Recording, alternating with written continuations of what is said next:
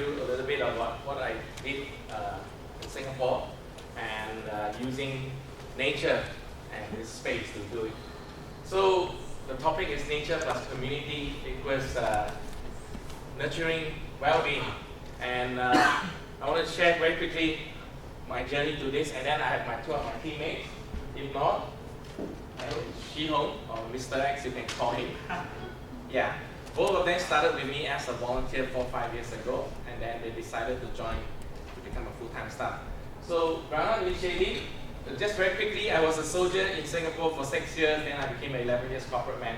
And in 1999, after a year, 4 months of thinking about the deeper meaning of our life, I went on to backpack around the world for 4 years, 35 countries. And then one of my realizations, let's move on, in my discovery of what the world is becoming, I think we all know there's a rapid urbanization, there also widespread globalization. I mean, the testimony, all of you came from many different countries into Dubai. We have a real issues in the world nowadays. What we used to know, culturally and everything, there's really a lot of, I would say, clash. Let me just really say that there's a clash, especially in my country, Singapore. We're so small, and people are losing that sense of rootedness. And with all this, sometimes it's very hard to even motivate them to try to even to be happy. Yeah. So, and then of course digitization, it doesn't help. The smartphone technology, YouTube, Facebook, I'm sure you understand all these challenges. And I came from technology background 11 years, and I've seen the world change from with no emails to right now everybody has a phone on their hand. And it has an impact. And my realization, as I shared just now at a panel, was when I was in New Zealand, I came across this phrase, and I was like, yes, it makes sense to me, because, let me just put it this way, I am not a Christian, I am not a Muslim, I don't have a so-called a classified religion, but I came to realize that many civilizations or religions talk about we came from the soil. Even the Chinese myths say that we came from the soil. So when I understand this, I start realizing that when we are so disconnected or stay in high-rise flats and everything, and we're just dealing with technology, there is really a disconnect between us, and it affects our well-being. And these days, you can talk to kids, especially the youngest kids, about what's the definition of happiness, even happiness. To them, it's about not being able to get on Facebook, is making them unhappy. I do not know about your experience here, but it was my experience when I came back to Singapore after 2002. I started actively go to school to talk about many things. And then I realized the kids are talking about this kind of things. Then I was like, how then we all talk about the future is hope and everything, when their understanding about life, about many things, revolves just around technology. How do you get them to appreciate this back to basic thing? And I want to say honestly, when I started doing this path, asking people to go back to basic like this, even the Ministry of Education, I have directors coming to me, professors coming to me, thinking I'm trying to make Singapore go backward. They think that I'm poisoning the mind of the young. They think that everything you do is not sexy. You know, what are you trying to do? We are trying to be smart nation and everything. But honestly, I'm very sure many of you agree, having a back to basic, connecting to nature, has created a kind of sense of peace and well-being that technology can never replace. And this is something that the younger generation especially will never understand this, because all of us, I'm sure you have a certain age like me, or maybe younger than me, but you've gone through the life where technology is not every part of our life. So with this understanding, I came across this 4 Chinese character. It means Zhong Ling Yu Xiu. And I'm very sure that the whole world now is struggling to redefine the meaning of education.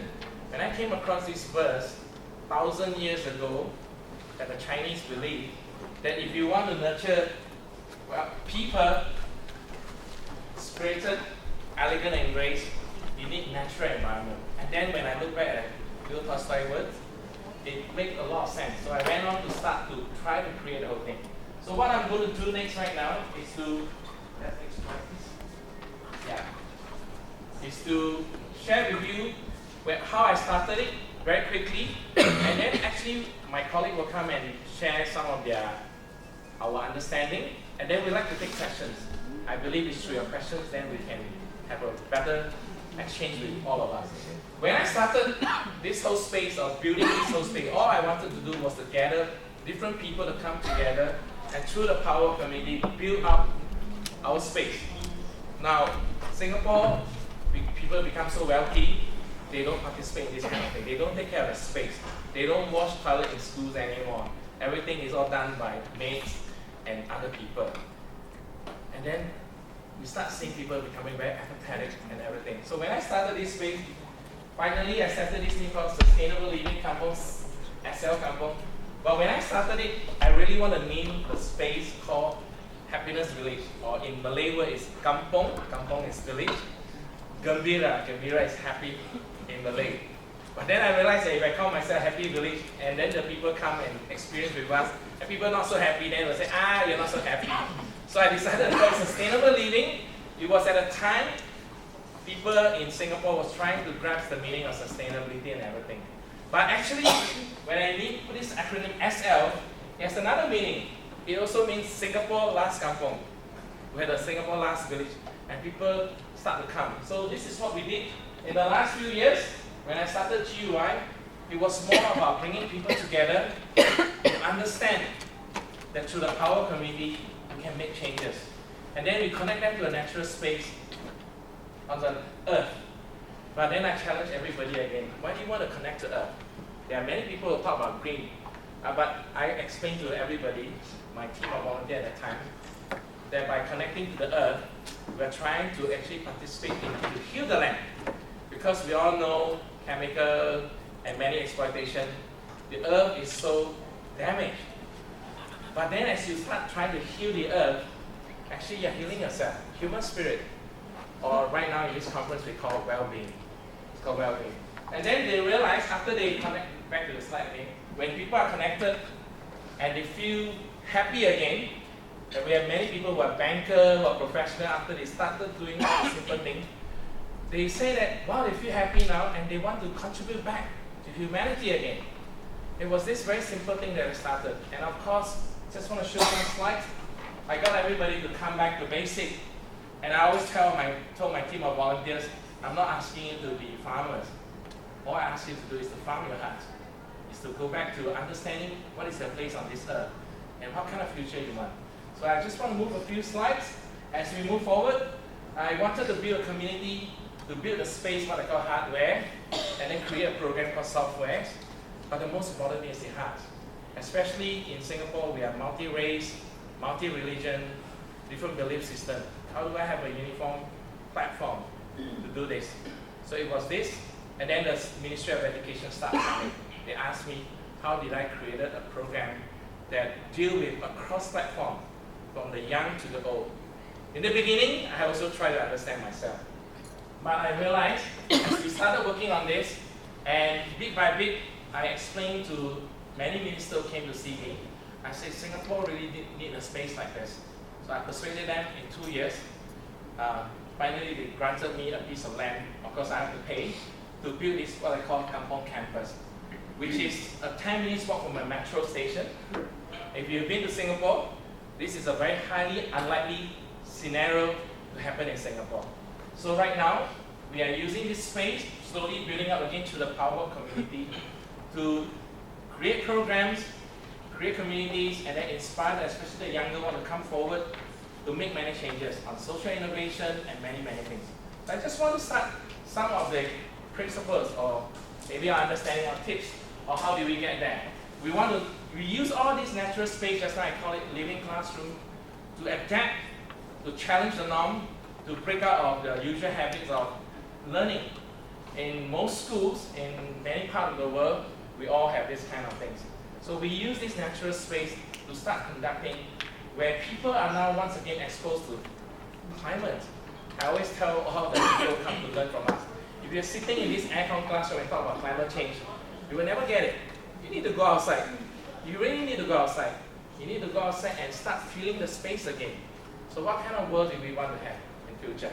So first thing I believe, it starts from leaders at all levels. So just like I told you, and my case sharing, the top girls' school, It started from the principal, the vice principal who believed that has to work. But right at the top, it's not good enough. You need to have buy-in on all levels. Yesterday, I had a chance to visit 2 different organizations in Dubai, and we will be visiting some more tomorrow. And I keep hearing the same thing because one of them that we met is an assistant head, and they are struggling with all these challenges because all school educators, it's the same in Singapore. We are all struggling with many administrative duties, teaching responsibilities, and trying to counsel the kids and many, many things. How then can you want to make change by creating the environment? So I believe everything starts from the top, but you need to have buy-in at every level. And this is some of the things that my discovery. So the thing that hopefully all of you will be able to find a champion at all levels to come together to inspire the different change. So this is what I have done in the first thing. I always believe it starts by leadership. So if anybody came and talked to me, they say they want to do something, I want to know if this is not the top leaders, I want to know what is their thinking. Because in my experience, in my life, in anything that we want to do, whether it's implementing a technology things in the organization or anything, if there's no buy-in at every level, the chances of failing is always very high. Now, I was sharing with many people, for me, I'm not profit-driven. We want to make some social change. So it's very important that our chances of making a change is much higher if we get buy-in, because it will really create a drain in our energy, and then I become not happy anymore. Then we cannot go about talking about well-being and everything. So this is the first thing, it's about getting people involved. I want Mr. X right now to share his own tips about his own finding. Come. Alright, my name is Shi Hong. Mr. X will be easier. I've been with Rana Initiative for 5 years, and these are my experiences working with schools. The second tip I hope to share is that we need to get people involved. Teachers, staff, students. So what do we need? So for teachers, what I learned and was constantly reminded is this. I mean, we want to start a project with them, we want to do something with them. We try to relate that to their subject matter, their curriculum, so that they find interest in it. But I also realize, and I'm reminded to be aware that at times I just have to connect with them as a person, to align our values of why we do education, and to know them as a person. Because teachers at times have just so much to do already. And how can we help them sustain together to walk this journey?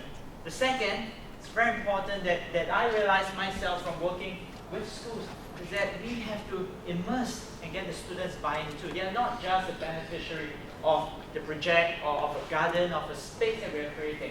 They have to play a part. And how we do that in what we do in Singapore is that for the schools, we started out with a 3-day, 2-night camp with them to immerse them in our culture and our space. We get them out of their comfort zone to speak to strangers, not something usually students or children in urban situations forget to. They also start to look for and they ask them to say hi. So we get them to step out of their comfort zone, to serve, to give. But through this whole process, because they do that, they start to see their own perspective and position change. And at the end of the 3 days and 2 nights, we ask them, have you seen yourself change? They say yes. We ask them, what made you change? Is it this space and this culture? They say yes. We ask them, do you want this space and culture in your school? Yes again. But then, how then do you want to do it? Is it us building it for you? We say no. You have to build it yourself. And are you ready to do it? We were more than surprised that this really worked for not just one, but many schools that we're going to. And because of this involvement, we see them committed, rooted to this whole change. And the third is that we also sometimes learn that at times working on the ground, we forget people that we thought was not a set or a gift to this whole situation. It's usually the staff, the cleaners, the security guards. And we hear in these few days more that as we work with schools, they say during the exam period, during the holiday periods, no one takes care of the plants, everything dies. But then it is this security guard who loves plants, who could potentially become the one that helps to look after them during the holidays or during the exam period. So get the staff involved too. That's what I learned. The next tip that I hope to share through this whole process is this.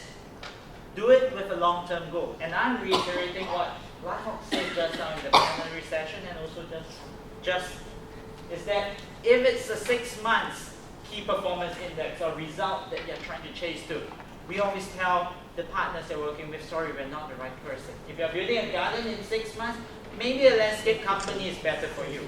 But if you are willing to go 5 years and change the generation, change mindset, then we are ready to work with you. And this is what we say. If you're planning for a year, grow rice, sow seeds. But if you're planning for a decade, plant trees. If you're planning for a century, educate people. I'm trained as an engineer. I always want things fast. I see technology as a solution to things. That's how I was trained in. But through this whole process of working with ground-up shading, on the ground, interacting with people, I myself take notice of my own behavior, and I have to learn to accept that it takes time, that mistakes will be made, that we need to reiterate many times to fit the situation. It's not a one-size-fits-all. And that's the next step I hope to share. And more importantly, through the whole process of doing this, I also learned from the schools that we work with to also involve the alumni. Because one challenge that resonates again in these few days that we visit is that people come, people go, especially in schools. Exams, they graduate, boom, knowledge lost. How then do I continue to keep these champions and continue the experience and this whole spirit? And I learned from schools that I work with that alumni are really important. They not just come back to help mentor, they also come back to, in this school, to help give financially. They started out with a very basic structure, you can see on the far left, but with the alumni, year on year, they collected enough money to build a bigger structure. And this spirit of giving continued. Most recently, just last night, I was checking them out again. I saw them creating a session for construction workers. Workers that were working in the space because they are upgrading a part of school. These students have picked up the spirit that we share and give it forward to even the staff and your foreign workers that are there. And this, we saw, helps them become a more balanced, a more whole person, to find their own happiness through giving. So that's my 3 tips, 2 tips. Thank you, Sean. Being the youngest amongst my 3 members and also being within the room, not so sure how much I can share.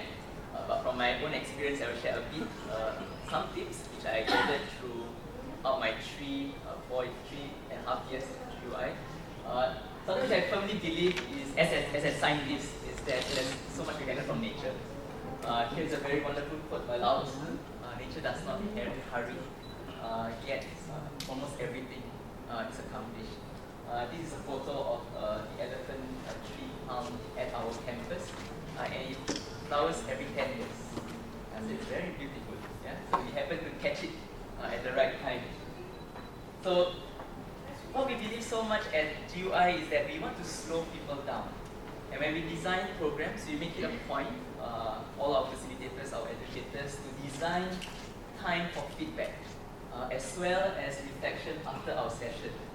This is something that we discover along the way, that when we listen to them, they feel a bit happy. And not only that, it helps us in reprogramming our upcoming sessions. And this is something very, very valuable. And what it also helps is that we get a better sensing of our learners' state of happiness, their well-being, and even their health. And that's how we get to get their energy up again for subsequent sessions. The second tip which I want to share with you, let's not date people or pretend to be dead people on the ground. This is when we realize that the energy amongst our students, even amongst our educators, start to go down. Right? So there are times when we are physically out there doing farming. Students get very tired, some were frustrated by the heat, and sometimes we bring them out to the community, out to the neighborhoods, and we know they are very excited, but then somehow we realize there is no breakthrough in their learning. So what we did was we told them, okay, hold on, we ourselves sense there's some negative energy, how can we turn this negativity into something positive? So we told them, okay, let's stop for a while, everyone, stop everything that we are doing. Why not we just lie down on the floor and just close our eyes and sleep? And that's what we did for, not only for teachers, we did it for students, even for our own educators. There was also a time when we brought a group of students out into the food courts, right? So they were going out interviewing the elderly, the citizens, and then they were also not making breakthroughs, so we told them to go out and play. No rules, go out and play. And what happened was they regained back their energy. Fully recovered, recharged, and while that is, to many people, it's like wasting time. because we are not delivering content. We realize that during that time they become more energetic after, and they listen to you more. And I think that is something which I learned. Sometimes you have to be a bit patient. You don't stick to your program to the T, but you get your results later on. Third thing, I used to live in Silicon Valley, so breaking norms is normal for us. And what I realized that in Singapore there is this environment of fear and caution amongst our students. And just now earlier in the panel we heard that being iterated.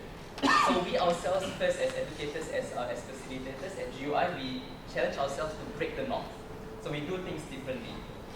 Here's a program which we did with policymakers in Singapore, and this is some of our directors.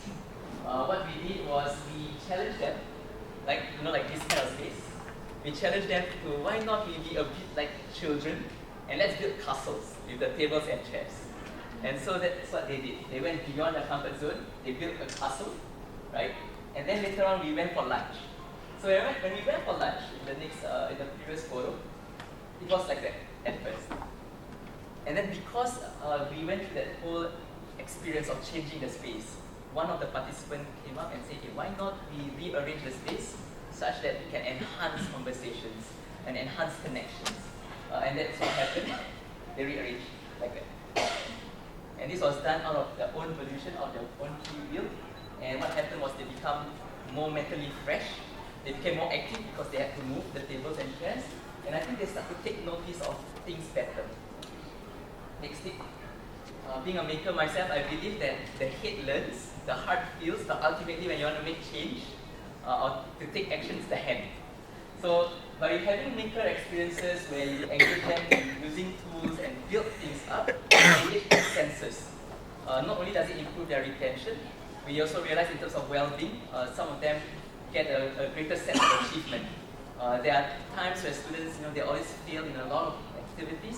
When you manage to build something, and especially if that something is meaningful and they can go back home and show their parents, it improves their happiness. And they feel more motivated to come back again to do more.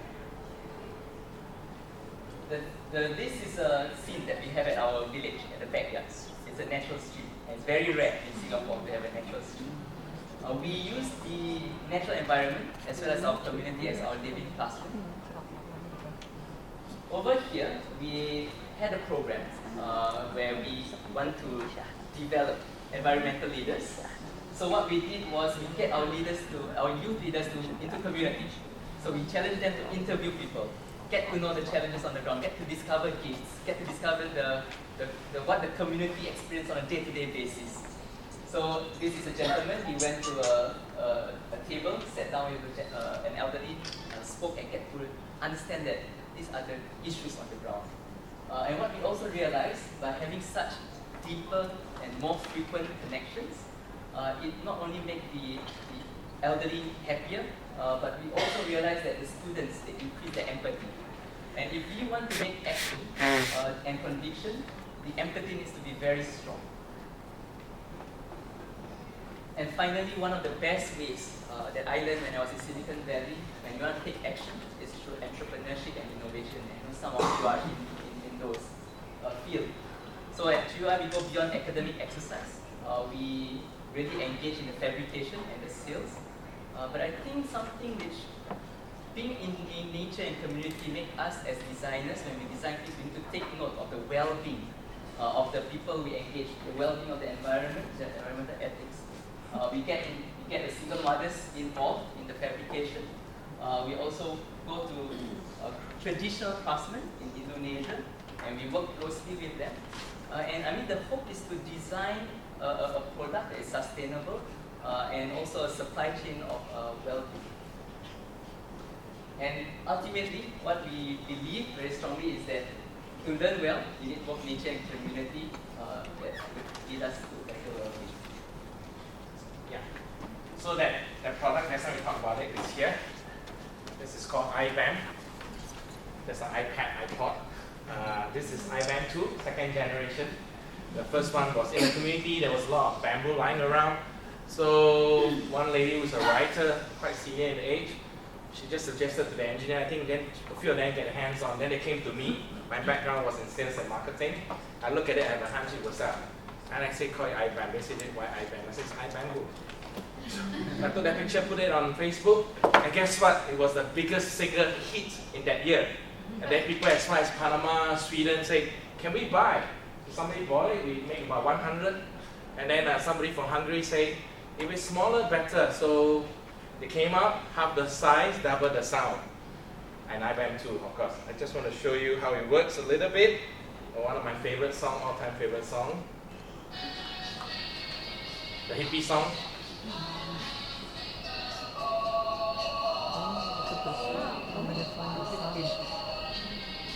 Yeah, so for me, creating this whole space challenged a lot of norms in Singapore. As I say, knowledge is not knowledge until you apply it.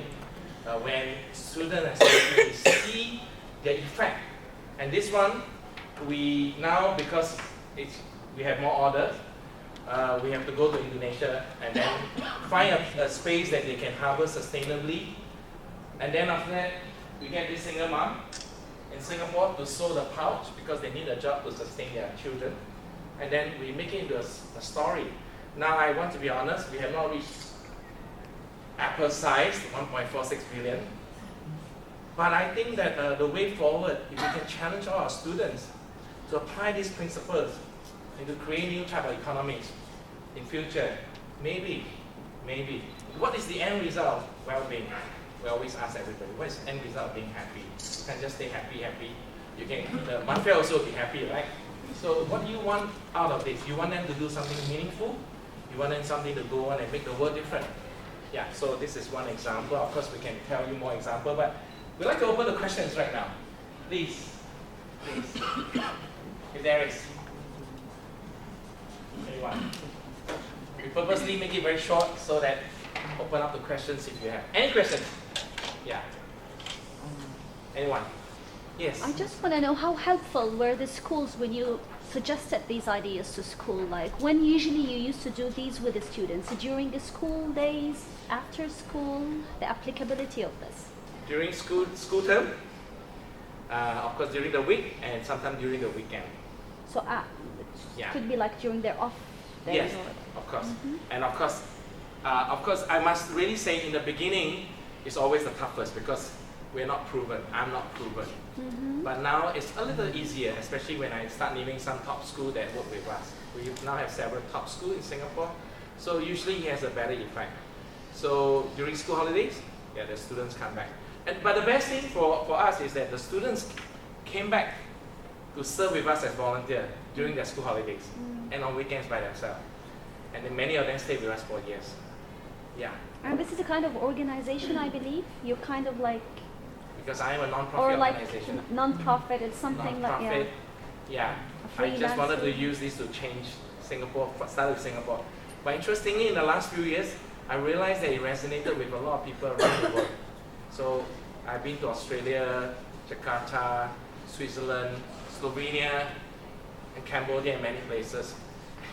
And even this time Dubai, I didn't expect that, but then it has a lot of resonance. For me, it's a much more a practical application, knowing the reality and not trying to be in the ideal world, because the reality is much more than that. Yeah. So I always say that I think I'm still far from being very, very successful, but it doesn't stop me from trying. Definitely. Yeah, and hopefully I always tell the young, if you guys are not going to come and continue the torch, then this whole thing is just perhaps but an illusion. Feels good to have. Yeah.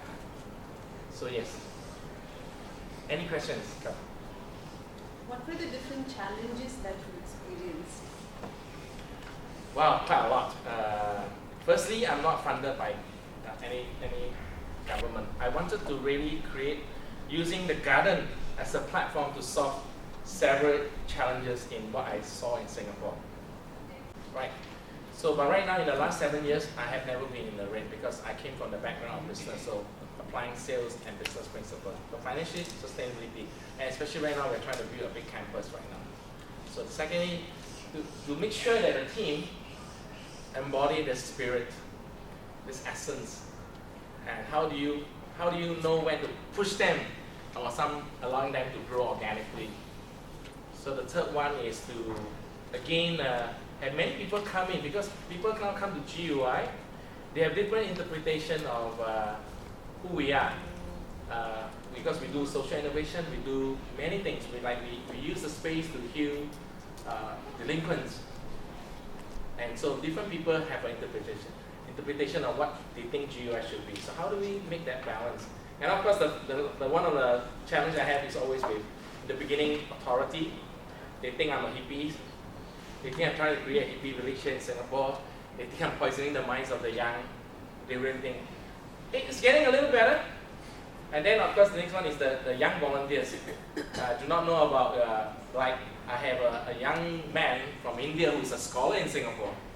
He got so excited since 2012. He wanted to join, but the parent came, met me on good terms, but still always constantly tell him, why are you train your top scholar, why are you going to do this kind of things, you know? So even a lot of them, or even our parents at the beginning was also, why are you doing this kind of thing? So constantly trying to find talented young people, creative, who have a good heart, to come and want to continue to walk this path is also one of the challenges. Because we all know how we talk about sustainability when nobody wants to come and do this. That is only my own thing. Farming is not glamorous. How do you make it attractive to the younger generation? Because I never tell them to become a farmer. Really, I make it That's sexy. the mindset. Yeah. So for me, I never tell them this is farming. So around farming, I created a lot of different things. I make it fun. I make craft. I make food, cooking. So many different things. Let me show you a video to show you how we've done it. And then for young people, after a while, it's friendship, music, drama, and different things. So, for example, I managed to have a few young people who really gave up their professional training, digital media, everything, and really want to be an organic farmer, because we're not trying to do organic farming. We are not going through the organic certification. But people like them, you give them a chance to do social innovation, environmental engineering stuff, different things. But then I say, once in a while, you must come like as a community to touch the soil. Because the basic of touching the soil, it's not about asking to be a farmer. It's for your, if I use the term here, your well-being. Being mindful, being a whole person, balance things. And that's how, in the beginning, I wasn't quite sure it would work. But let me just say, we have no shortage of young people coming to our space and do a lot of under the sun and many different things. And it has worked to a certain extent. People, minister asked me, how do you make all the young people come? I said, because I never asked them to be a farmer. I said, to farm your heart. That's what I'm talking about. Yes, that's what we mean. Maybe I add a little. I'm 31, so still young, right? Yeah, so to be very honest, first I'm the direct benefactor of this whole process. I joined them after quitting my job in Siemens as an engineer, Siemens Water.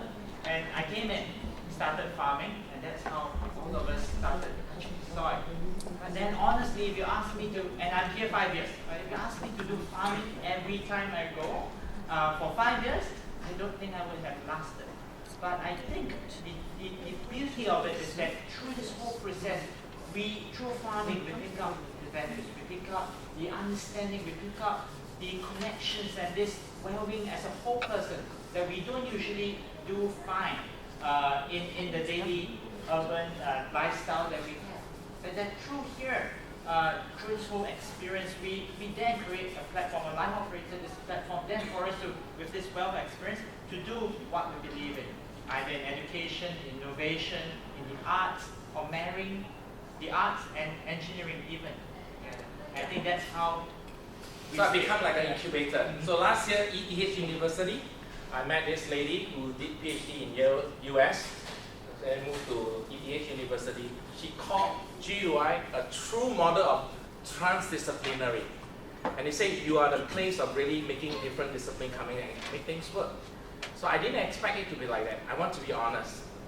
So if I ask them to be farmer, they won't stay. So but I asked him, if not, actually Google's US want to hire him.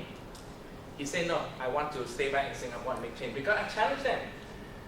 what do you want to do for your country, especially if they're Singaporean? What do you do on your country? Like the Indian young man, I challenge it. I say you have to go back to India and try to solve your problem. You are benefiting from all this, so you appeal to the higher consciousness. And this is what I'm challenging all the young people, to appeal to the higher consciousness. I told them, your generation is so lucky. I'm 52 this year. I started life since 9 years, so I have to work because I came from family background. But all of them nowadays don't have to support their family. And I told them, even if you, like it started with him, I said, you just spent 2 years doing this. If it didn't work, you go back to the corporate world. And I say you'll be much more valued in the corporate sector. And you know what, it's true. I have now since that run many programs internationally with corporate and government sector CEOs and everything. They always came to me and say, how your young people are so passionate and so driven. I wish my staff are like that. I told them today they walk out GUI, they will be very valued. So I train them to be not just a new age guru trying to talk about good things, and I've seen all these people. I train them to be very practical, but bringing in the balance, if you use the word, all this well-being, and I say, what kind of world you want 50 years down the road, 20 years down the road? The world has so much more challenges right now. What do you want to do? And my hit is pretty high these days. Yeah. That's how we do it. Or that's how I did it. Yeah. I will see whether it will last for the next 10 years. If it didn't, then you say, well, it's just a dream. Any other thing? You know, I just want to show a quick video. Just to show how to see how we do certain things. Okay. Just to have an idea, so you, and this is real, right? This is not makeup or things like this.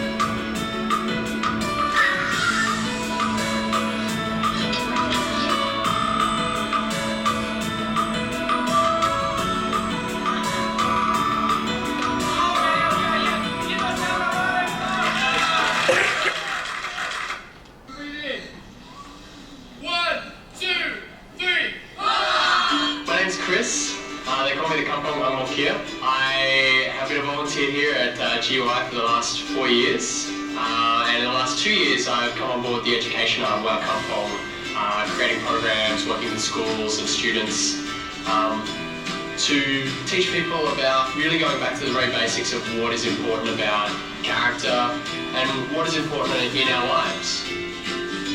So the body is a single organism, and life is like that, the planet is like that, and society is like that. And if you just keep looking at one thing and trying to fix that one thing without looking at how it affects everything else, then it's kind of hard to really fix the whole problem. In every way, a city disconnects people from nature. It is about the big picture. Like, we do farming here, but is it just really about farming? It also means that we ought to look at how we grow things in the right conditions, and it's reminding us too constantly about what is important in life.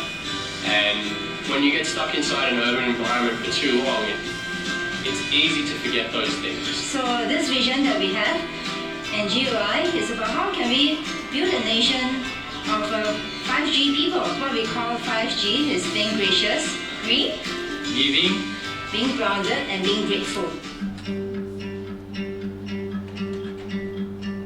I'm the founder and composer of this Ground Up Initiative, a non-profit organization. Through the power of community, we just build brick by brick, plants by plants, and that's how we build the space up from 100 square meter to almost 1,500 meter right now.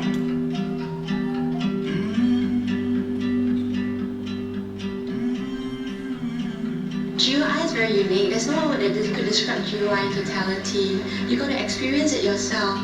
Well, the thing is, it's hard to define GUI in a sentence or a statement. You know, everything's interconnected, and if you pull on one, something else gets loosened on the other side. But once you're here, you realize that it is very healing. It provides a very safe place for a child to grow, an adult to explore, and that would actually make a society very resilient. First, this experience gives us the grounding we need to be what it means to be a human being. Being able to live or interact with the community makes us a better person. When all of us work on the ground, when we grow our sleeves, we are involved in clearing the land itself. It makes us very realistic. When we are in the aircon room, we have grand visions, but we forget that whatever we do, it must be rooted on the ground. And so by making us physically come to the ground, it encourages GUI's volunteers to know what is realistic, what's doable, and that's very important. You are just in front of my aquaponic greenhouse that was built using salvage material. Without this place, I couldn't do any of my research. Yeah, and definitely not in my home because maybe the fish in the States. So I won't get to this far. You know, I'll be still in the idealization stage.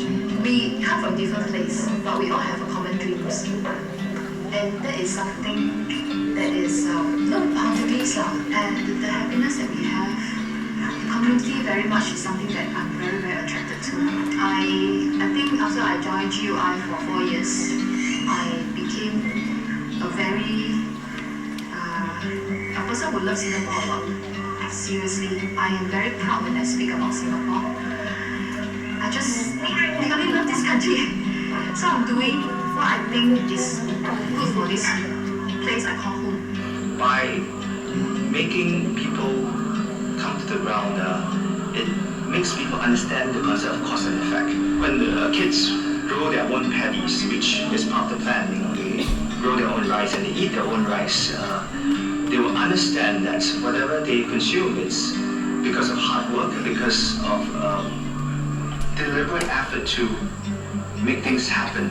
We make the kids understand that concept of cause and effect is very important, especially when we're living in a society that's very disconnected from reality. There you go. Yes. Just want to know if there's any more questions. I know y'all might be going to the next workshop. Any? If not, I really thank you. I think we'll still be here. We have a so-called little space booked downstairs. We welcome the opportunity to interact further with you. Thank you for coming. Have a good day. Thank you.